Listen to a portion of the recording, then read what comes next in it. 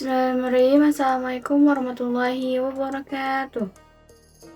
Alhamdulillahirabbil alamin wa bihi nasta'inu ala umuri dunya waddin wa ala alihi wa sahbihi ajma'in amma ba'd. Alhamdulillahilladzi ja'ala al-qalama wal kitabah lil qira'ah wal qira'ah lil ma'rifah wal ma'rifah lil ibadah wal ibadah lillahi ta'ala.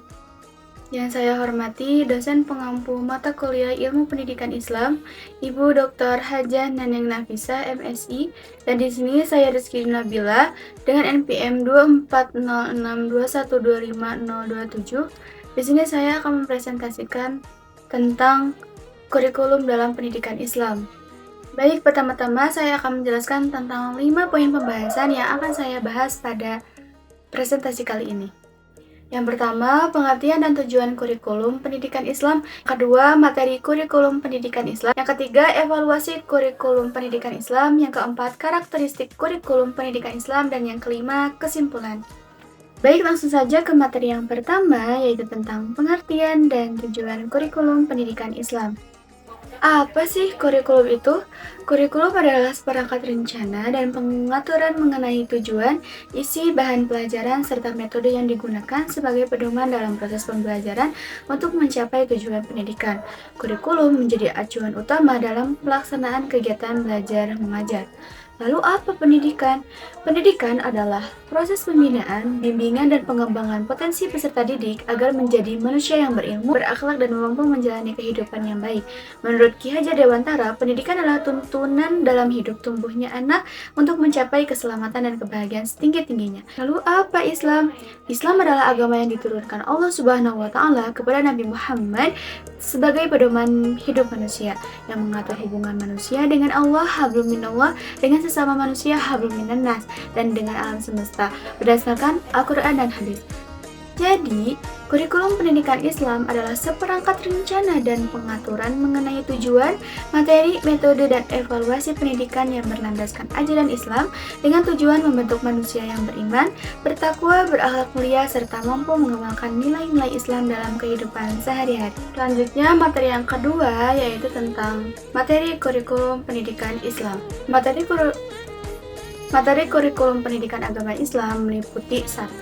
Ajaran pokok Islam yaitu akidah, syariah, dan akhlak yang dijabarkan dalam rukun iman, rukun Islam, dan ihsan, serta melahirkan ilmu tauhid, fikih, dan akhlak. Yang kedua, menurut mujtahid, materi tersebut perlu dikembangkan lebih luas agar mampu membentuk pribadi yang utuh dan menjawab perkembangan zaman dengan tetap berpedoman pada Al-Quran dan hadis. Yang ketiga, menurut Al-Abrosyi dalam Ahmad Tafsir, materi harus mendidik rohani, berisi tuntunan hidup, bersifat ilmiah, bermanfaat secara praktis, dan sering berkaitan dengan ilmu yang lainnya. Selanjutnya, materi yang ketiga tentang evaluasi dalam kurikulum pendidikan Islam. Menurut Mujtahid, pada tahun 2011, evaluasi kurikulum pendidikan agama Islam adalah proses pengumpulan dan penyajian informasi untuk menilai perubahan dan perkembangan peserta didik setelah mengikuti pembelajaran. Evaluasi ini tidak hanya diukur melalui tes tertulis, tetapi juga dapat dilihat dari akhlak, sikap, dan tindakan peserta didik. Karena aspek afektif dan psikomotor lebih mudah diamati, meskipun aspek kognitif juga tetap penting. Fungsi evaluasi antara lain untuk mengetahui penguasaan pelajaran, menilai kesiapan peserta didik, melanjutkan ke jenjang berikutnya, atau terjun ke masyarakat, memantau kemajuan belajar, serta menjadi dasar bagi guru, orang tua, dan sekolah dalam menentukan langkah dan kebijakan selanjutnya. Dengan evaluasi, proses pendidikan menjadi lebih terarah dan hasil belajar peserta didik dapat dioptimalkan. Selanjutnya, materi yang keempat tentang karakteristik kurikulum pendidikan Islam.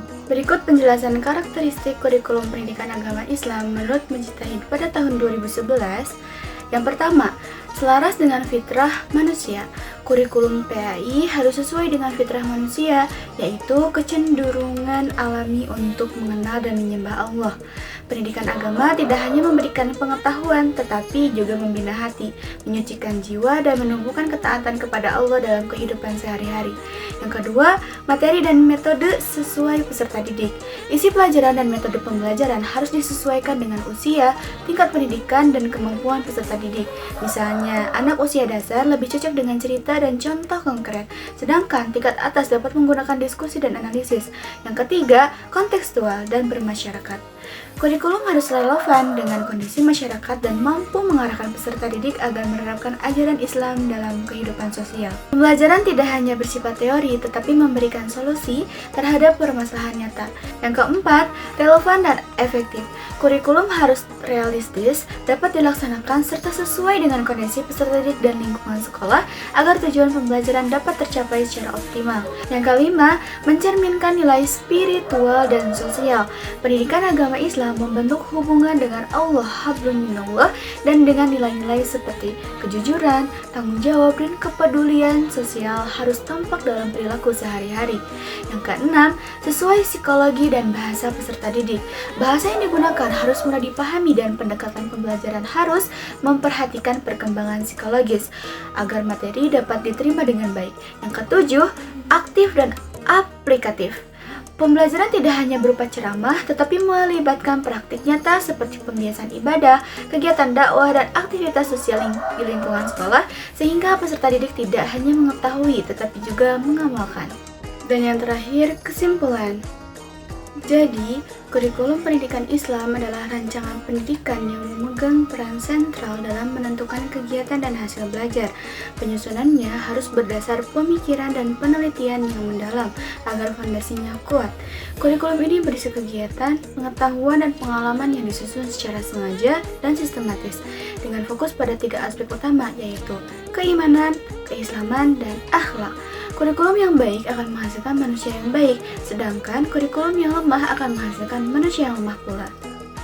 Sekian yang dapat saya sampaikan, mohon maaf bila ada kesalahan karena saya masih dalam tahap pembelajaran. Wallahu a'lam, ihdinas siratal mustaqim, wa akhiran unzur ma qala ala tanzur man qala. Billahi fisabilil haq, wassalamualaikum warahmatullahi wabarakatuh.